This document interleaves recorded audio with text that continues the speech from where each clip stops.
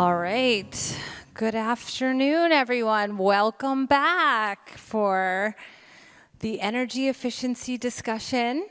Arguably not as contested as perhaps where we went before lunch, but I hope equally as important. My name is Caroline Carl, and let me try and see if I can switch this. Oh, there we go. Got it.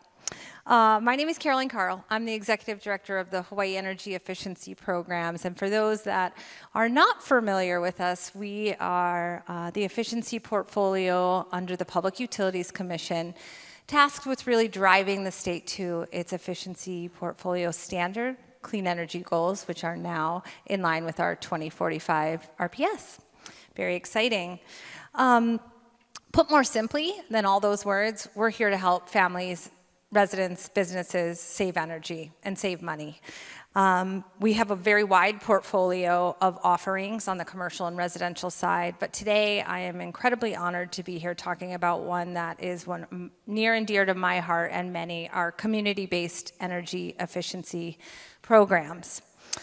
I'm honored to be joined on stage by my friend and colleague, Jennifer Yoshimura, who's the Energy Director at Sustʻāinable Molokai. And over the last 15 years, Hawaii Energy has partnered with Sustʻāinable Molokai and some other great partners, Blue Planet and others, to bring immediate bill savings to residents. Together, our efforts have supported hundreds of energy audits, direct install of hot water heaters, and the delivery of over 2,000 Energy Star appliances. Collectively, we estimate that this is delivering $10 million in bill saving over the life of the measures. So today, we have 15 minutes to talk about 15 years of activity, but we really hope to cover some of the key tenets of what it takes to do this, to implement, to make lasting change, and create utility bill relief over the long term. So I'm going to kick it over to Jen to share a little bit more about the beginnings and where we have come. Awesome. Aloha and mahalo, Caroline, for inviting Sustʻāinable Molokai and sharing time and space at a conference to talk about conservation and the Hui Up program. I do want to also give a shout out as well to, we have Leilani Chow, who's with Ho'ahu now, but she led the Hui Up program in 2010. Along with Robert Shizuma, who has transitioned and is now teaching at the high school, but also Milan Rollins, who is our current program lead. We have Denise Nakamura with Hawaii Energy, who's been a phenomenal partner, and then Francois Rogers as well with Blue Planet. So again, mahalo for all of the leaders past and present, because without them, we couldn't be doing this work today. So I would also, highlight too that Councilmember Kiani Rollins Fernandez mentioned conservation is rarely talked about in spaces like this. And so appreciate what Caroline and the Hawaii Energy team is doing, because it does need to be integrated when we're thinking about holistic energy solutions for Hawaii. Sustʻāinable Molokai started our program in 2010 with Blue Planet, really through light bulb changeouts. We exchanged over 40,000 CFL light bulbs that year, and then shortly thereafter included appliances. And that appliance program has continued till this day now, and we've transitioned shortly after Blue Planet with Hawaii Energy. A little bit about the program, it's really focused around energy efficient appliances. So looking at refrigerators, freezers, washers, and dryers. Our wait list form is online, so community members will sign up, as well as call and text Milan. Any type of communication and format Milan will take, and we incorporate that in our wait list. We then work with Denise at Hawaii Energy, who helps us understand the budget that is allocated for the year, and we coordinate and collaborate between the need of appliances, the types, the quantities, put in order, and wait till we coordinate a shipping date. And usually what most people don't realize is that shipment comes from the continent, and then it has to get repackaged and reshipped in smaller containers. So that quantity and type of appliances really isn't confirmed until the date that it gets shipped out to Molokai and when we receive it.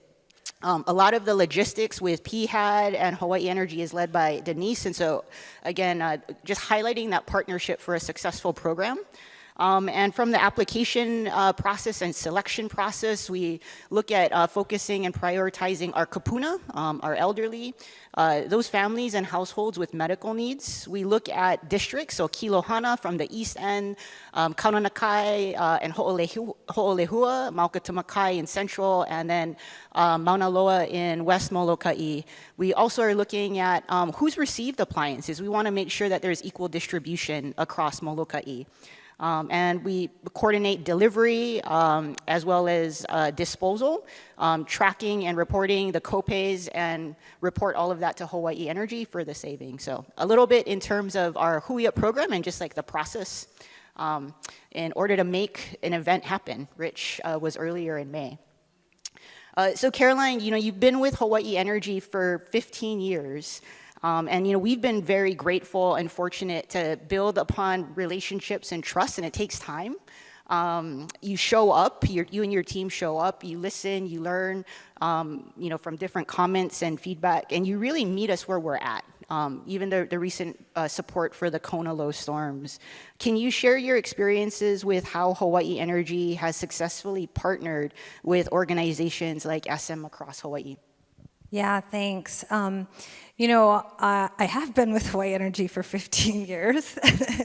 Good reminder, but I think one of the most amazing things is to reflect back on, the picture that you just saw. That was Leilani, starting off with energy audits, and we were all part of that original, vision of what could this be. And there's been a tremendous amount of evolution and also a number of lessons learned. But a few things really stand out to me when considering what it really takes to make these programs successful and sustainable in communities. Number one, partnerships absolutely come first above everything else. For those familiar with traditional utility programs, there is a bit of a rigid structure around cost effectiveness. There is obviously accountability for prudent use of funds and annual verification and processes that are in place, and they're absolutely important. But when you start to look at these broader community type of initiatives, that is all just so outside of what's really needed in the home. So we have to bring those things together in a way that's really effective. People also assume that providing things for free or highly discounted is like a no-brainer. It's easy. Selling free is not easy. It's actually quite hard. And success really depends on the trusted community partner. There is absolutely no way that we could be moving appliances or any other type of energy efficiency measures into people's homes without folks feeling comfortable and trusting what's going to happen. So building those relationships and helping households navigate the process. Paperwork is hard, it's confusing, it's required, but it's a lot. So for Hawaii Energy, that has really meant us learning how to work within the traditional model, but on the edges of where we need to be creative and adaptable and focused on getting to yes. And some of the lessons learned on that partnership are our community partners are the ones that really need to be compensated for those efforts. And that was a learning throughout the experience, because originally it was just like, oh, here we've got these appliances, and it's like, well, what are we going to do with those? That was one of the original ones. And just to build on this, it's been about learning that it's not just kilowatt hours saved. I know we have big goals. We have clean energy goals. We also have really big efficiency goals too that maybe are not as popular.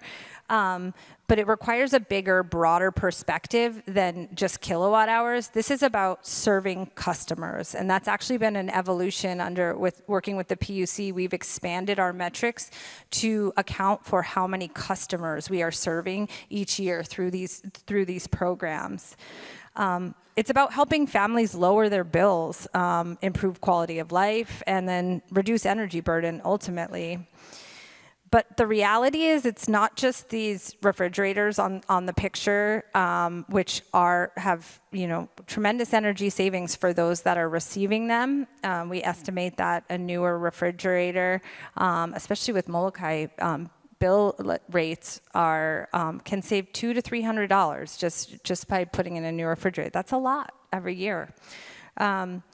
But it's not just about the refrigerator. This is a logistics exercise as well. It's about sourcing, procuring, shipping, the logistics that you spoke about, the site identification, the distribution management, the haul away, the recycling. So this requires a lot of human resources on both organizations' side and a commitment to excellence for customer service.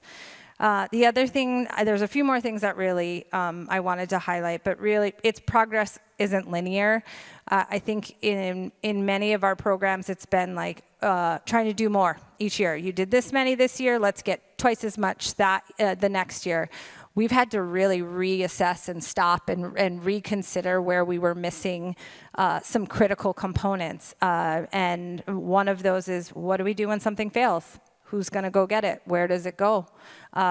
Is there a technician available? What about the food that was spoiled? How are we going to make sure people are whole?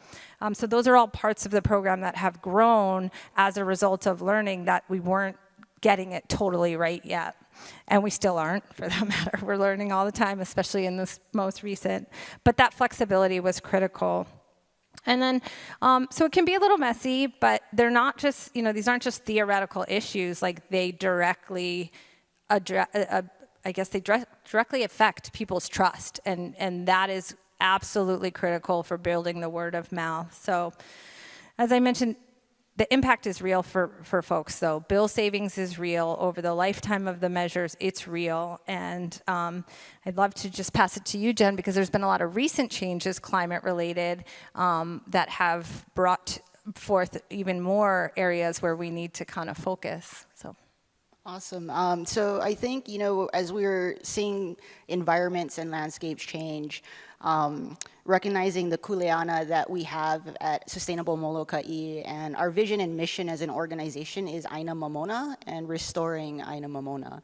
And so reflecting on the amazing work that's been built over the last 15 years by Leilani and Robert, currently Milan, and our previous and current partners like Denise and Francois, looking ahead and seeing how do we build from appliances to holistic energy efficiency, conservation, and a weatherization program for Molokai that connects directly with the Molokai Community Energy Resilience Action Plan led by the Molokai Clean Energy Hui. And Kiani mentioned a little bit about that this morning. I'd encourage you folks to check it out. And so it does incorporate energy efficiency and how we manage our resources, how it connects back to culture, and understanding that we need to conserve and manage the resources that we have. Part of Who We Up To, we're looking at the need for understanding our historical data trends, understanding what our impacts are as we seek grant funding, as well as is there any gaps in community that is missed? So a lot of that is happening currently with utilizing some grants from Maui County, looking at creating a dashboard that can inform a roadmap for us with a goal of eliminating our wait list in the next 5 years. So we have over 800 households waitlisted right now, and it's a challenge because we only get maybe 1 or 2 events, what we call a Hui Up event, and roughly on average it's about 100 appliances per event. We're estimating roughly about 3,200 appliances are needed to address the wait list, and so something that we're coordinating and collaborating with Hawaii Energy on. We're also hearing a lot of community feedback around power outages, and when we have power surges, that ends up killing brand new appliances. And so households have to then repurchase or purchase new appliances at full price. And so understanding that data set and how we coordinate and collaborate with HECO to address that, the PUC, HSCO, and Hawaii Energy. So recognizing that the data is important and it can inform a story and improvements. And then thinking about, too, the kuleana of resources is also understanding disposal and waste management of appliances. And so recognizing that, there's a landfill and we don't necessarily want another landfill. And so what does that waste look like in partnership and collaboration with Maui County? And that directly connects also with CRAP and Molokai Clean Energy Hui and how we're managing even renewable energy resources disposals, not just meeting a current need. Other items that we're working on is also education and workforce, as we're collaborating with State Energy Office, Hawaii Energy, PUC, and DHHL as well. A lot of our program work with Hawaii Energy, you have to have an electric bill. So we have Hawaiian homestead beneficiaries that are off-grid, and they don't have access to the same programs as grid-connected households do. And so what do benefits and or support from both state and organizations that can help support our off-grid Hawaiian homestead beneficiaries? The other thing that sometimes gets missed is even our technicians. So you need to be certified in order to work on the appliances, and our current technician isn't GE certified. So we're, again, working with Hawaii Energy to understand what are those pathways as we build a workforce and capacity on island. How do we connect our workforce from appliances with Ho'ahu Energy Cooperative Molokai so we can blend opportunities and career development on island and keep a lot of our workforce on island, and you've heard that throughout this morning's panel as well. And last but not least, I think thinking about the climate piece from Caroline, in the recent Kona low storms, as technology changes, so does the appliances. And you can have really cool LED screens, and in the humidity, all of that stops working. And so it's actually cheaper to buy an appliance than to repair it. And so again, I leave you with that in terms of how do we want to take care of our aina and our vai and our people as new technology, thinking about conservation and how we manage the resources that we have, not only for our generation, but 7 generations ahead of us. So, mahalo. And we've run out of time, but I just wanted to provide a closing thought and a reminder about the evolution of community energy efficiency, because it has been, all the things that Jen just shared in terms of consideration aren't necessarily the typical energy efficiency discussion. It's the bigger things we grapple with as we continue to drive energy savings, but it requires trust and partnerships and adaptability in order to make long-term transformation. So I want to just thank you so much, mahalo, for joining me in this conversation and sharing, and encourage everyone to be thinking about opportunities to support the collective effort. So mahalo. Mahalo.